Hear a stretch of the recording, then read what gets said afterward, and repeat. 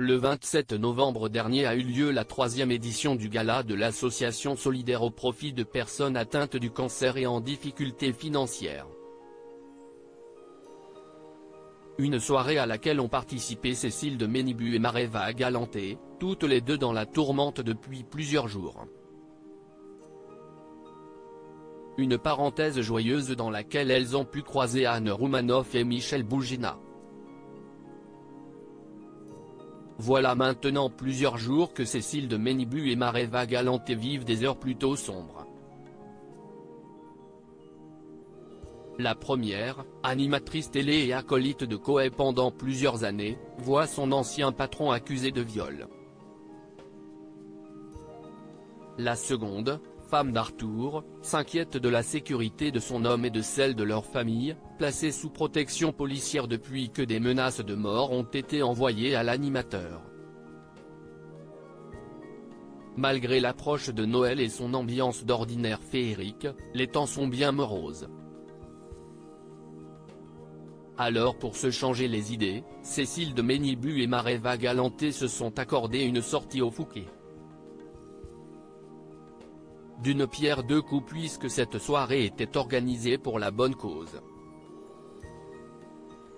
L'animatrice et l'ancienne Miss France ont assisté à la 3e édition du gala de l'association solidaire au profit de personnes atteintes du cancer et en difficulté financière le 27 novembre dernier. L'événement, organisé par Carla Mori, marraine de l'association présidée par Sophie Bouxiero, a été un succès. La vente aux enchères, gérée par Maître F. Magnin, s'est ouverte avec l'artiste Black Painting qui se produit dans le monde entier, et s'est poursuivie grâce aux autres œuvres généreusement offertes par N. Dassault épouse de feu son époux le grand photographe Olivier Dassault, Richard Orlinski, l'artiste designer Johan Perratonnet, la peintre Camille Robin, l'artiste plasticien Stanislas Garot, la peintre et designer Anne Monodi fille de l'acteur Pierre Mondi, le peintre Éric Artic, Soliveres, peintre street art, et Cannes peintre essayiste autodidacte, qui ont honoré la soirée de leur présence.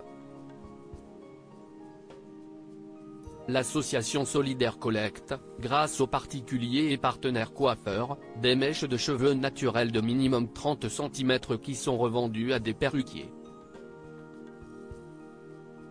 Ainsi grâce à l'argent de ces ventes, elle subventionne l'achat de prothèses capillaires aux personnes atteintes du cancer et en difficulté financière, afin de leur offrir un peu plus de dignité pendant la maladie.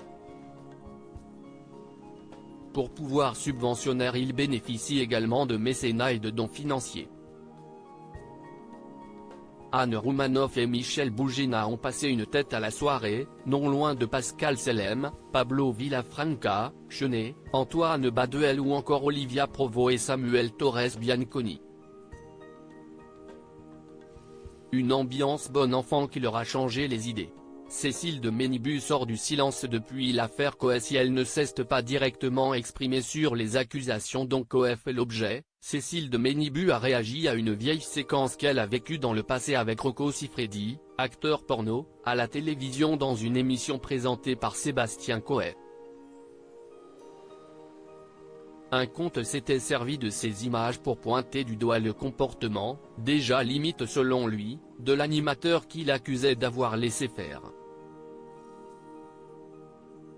Outrée de revoir cette vidéo qu'elle aurait aimé oublier, Cécile de Ménibu n'avait pas mâché ses mots à l'encontre de celui qui l'avait posté, donnant au passage une leçon à tous ceux qui pensent bien faire dans l'histoire. « Cher monsieur, depuis le 17 novembre vous avez posté cette séquence.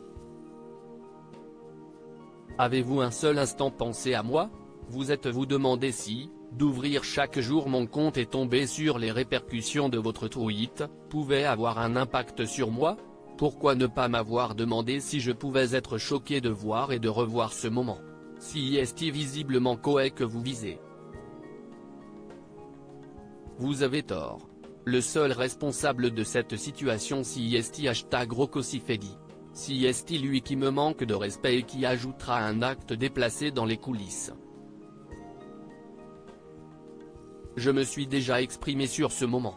Vous m'obligez à recommencer, avait-elle écrit avant de poursuivre. Protéger les victimes ne vous semble pas primordial? Dénoncer. Cela a été fait maintes fois. Vous mélangez les époques. Bien sûr qu'avec nos yeux d'aujourd'hui les voix s'élèvent. Mais à l'époque les choses étaient différentes. Oui, je déteste cette séquence, mais nous sommes tous un peu responsables d'avoir laissé faire. Regardons cette séquence dans son contexte, mais ne minimisons pas l'attitude de l'acteur, parce que si est ce que vous faites. Pas un mot sur lui? Pourquoi? Alors soyez juste, comme je tente de l'être. Ce moment ne vous appartient pas, donc ne le piétinez pas en détournant le nom prédateur et nommez-le. Merci à vous. Sébastien Cohen reste présumé innocent des faits qui lui sont reprochés jusqu'à clôture du dossier.